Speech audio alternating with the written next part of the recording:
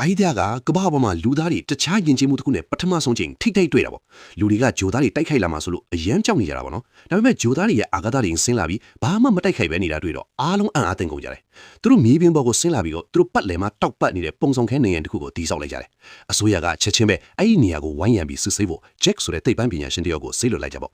Jack ပုံဆောင်ခဲနာကိုချင်းကပ်လိုက်ကြတဲ့ရုပ်တရက်တငါးပေါက်တစ်ခုကိုတွေ့လိုက်ကြတယ်သူ့ကိုအကျဲကိုဖိတ်ခေါ်နေတယ်လို့ပဲ Jack ခဏတော့တုံဆိုင်နေခဲ့ပြီးမဲ့သူဝေမတ်ထစ်မဲ့လို့ဆုံးဖြတ်လိုက်တယ်ဘာလို့လဲဆိုတော့လူသားအားလုံးအတွက်ဂျိုသားတွေရဲ့ရည်ရွယ်ချက်အမှန်ကိုသိဖို့ကအရေးကြီးတယ်လေအထက်ရောက်တော့အရာအားလုံးကမောင်နေတာပေါ့ရုတ်တရက်လူတစ်ယောက်ပေါ်လာတယ်သူက Jack နဲ့သူ့ပုံစံနဲ့တူနေတယ်သူ့နာမည်ကအာချီယောနဲ့သူစိတ်တရုပ်လို့မခံစားရအောင်လို့ Jack ရဲ့ပုံစံကိုယူထားတာပါလို့သူကရှင်းပြတယ် Jack ကသူတို့ဘာလို့ကဘာကိုလာတာလဲဆိုပြီးမေးလိုက်တယ်အာချီယောကသူတို့လူသားတွေကိုကူညီချင်လို့ပါလို့ပြန်ဖြေတယ်ဒါပေမဲ့အဲ့ဒါနဲ့လေလူသားတွေကသူတို့ရဲ့တူးတေးတနာတွေစမ်းသပ်မှုတွေအားလုံးကိုရပ်တန့်ရလိမ့်မယ်တဲ့ Jack ကချက်ချင်းပဲညင်းလိုက်တယ်အဲ့နောက်အာချီယုံကတာနဲ့လုတ်ထားသလိုမျိုးဘောလုံးတစ်လုံးကိုသူ့ကိုပေးလိုက်တယ်သူကဒီဟာကိုကဘာဘောကညဉ့်ညမ်းတယ်ဒါမှမဟုတ်အစိတ်တင်နေတဲ့ဘေးနေရာမှာမဆိုထားလိုက်ပါကဘာကျိုးကိုထိခိုက်မှာမဟုတ်ပါဘူးငါတို့ဒါမင်းလူကိုထိခိုက်စေခြင်းတယ်ဆိုရင်ကြာပြီပဲလုတ်လို့ရတာပေါ့လို့ပြောလိုက်တယ်ဂျက်ကဘောလုံးကိုယူလိုက်တာပေါ့တခြားသိပ္ပံပညာရှင်တွေကတော့ကြောက်နေကြတယ်ဒါပေမဲ့ဂျက်ကဂျိုသားတွေတကယ်ပဲဒုက္ခပေးခြင်းတယ်ဆိုရင်ခွင့်ပြုချက်ကိုစောင့်နေမှာမဟုတ်ဘူးလို့ပြောတယ်နောက်ဆုံးတော့အားလုံးသဘောတူသွားကြတာပေါ့သူတို့ဘောလုံးကိုစွန့်ပစ်ထားတဲ့နျူကလ িয়ার စက်ရုံမှာစမ်းသပ်ဖို့စွန့်ပစ်လိုက်ကြတယ်